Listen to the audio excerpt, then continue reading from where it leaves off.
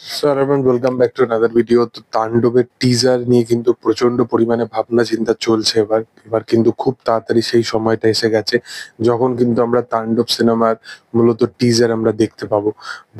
ব্যাপারটা হচ্ছে যে আর বেশি দিন বাকি নেই কুরবানি ঈদ আসতে, এবং মোটামুটি হয়তো 1.5 থেকে 2 মাস মতো বাকি আছে।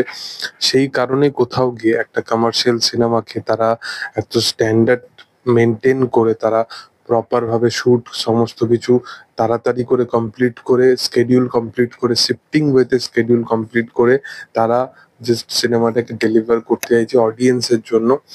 তো এগুলোই হচ্ছে মানে কমিটমেন্ট, কাজের কমিটমেন্ট। আজকে শাকিব খান শুধুমাত্র বললাম না ইন্ডাস্ট্রির জন্য নয়, সে ইটসেলফ নিজের জন্য প্রচন্ড পরিমাণে মানুষটা ভাবে, তাই জন্যই সে সবার ব্যাপারে ভাবতে পারে।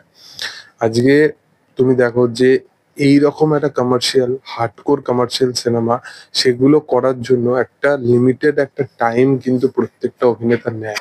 বিশেষত ভাবে সেই অভিনেতা যার লাস্ট সিনেমা 70-72 কোটি টাকার বক্স অফিস কালেকশন করে ফেলেছে, সে তো নেবেই। এবং আমি বলে রাখছি যে তাণ্ডব কুরবানি ঈদের তে রিলিজ করছে বলে তাণ্ডব সিনেমাটা হয়তো যে বক্স অফিস কালেকশনটা করবে সেটা হয়তো বক্স অফিসে একটা ম্যাটার করবে 10 কোটি টাকা প্লাস ইনক্লুড হওয়ার। বাট শাকিব খানের যেরকম স্টারডাম আছে, যদি এমনি টাইমেও রিলিজ করে সেই কালেকশনটাকে কিন্তু টাচ করে ফেলতে পারে। কারণ তুমি বরবাদের সময় দেখো, বরবাদ ঈদের দিন যে কালেকশনটা বক্স অফিসে নিয়ে এসেছিল বড় পর্দায়, সেই কালেকশনটাকে বিট করে তার সেকেন্ড উইকের ফ্রাইডেতে এসে। তো সেই রকম স্টারডাম, মানে সত্যি এটা খুবই অর্গানিক একটা স্টারডাম। তুমি সব থেকে বড় এক্সাম্পল হচ্ছে দরদের সময়।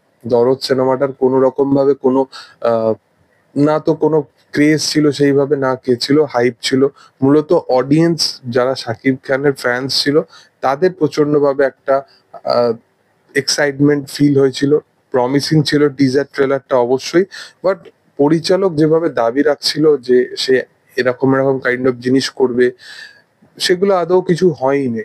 বাট সিনেমাটা আমার পোষায়ও নি। আমি ডাইরেক্টলি বলেছি, শাকিব খানের ফ্যান হয়েও মানে আমি বলে দিয়েছি যে আমার তার দরদও ভাল লাগেনি, আমার তার তুফানও ভাল লাগেনি। আমার তার চরিত্রগুলো ভাল লেগেছে, সে যেরকম কাইন্ড অফ কাজ করেছে সেগুলো ভাল লেগেছে। বাট সিনেমাটা ইটসেলফ আমার কিন্তু ভালো লাগেনি। আমি সেটা বারবার বলেছি।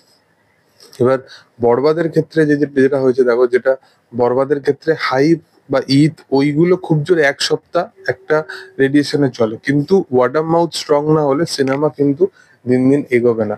তো তাণ্ডব সিনেমাটা এটা প্রি প্রোডাকশন সমস্ত কিছু প্রসিডিওর সমস্ত কিছু তারা কমপ্লিট করেই কিন্তু তাণ্ডবের টিজার কিন্তু আমরা সম্ভবত এই মান্থেই শেষের ভাগ করে বা এই মান্থের একদম মিডিল করে আমরা হয়তো তাণ্ডব সিনেমার টিজার দেখতে পাবো। দেখার আমি তো বিশালভাবে এক্সাইটেড আছি এই সিনেমার টিজার দেখার জন্য। তোমাদের কি বক্তব্য অবশ্যই কমেন্টে জানাতে পারো। ভিডিও ভালো লাগলে অবশ্যই লাইক শেয়ার সাবস্ক্রাইব করে দিও। Thank you all.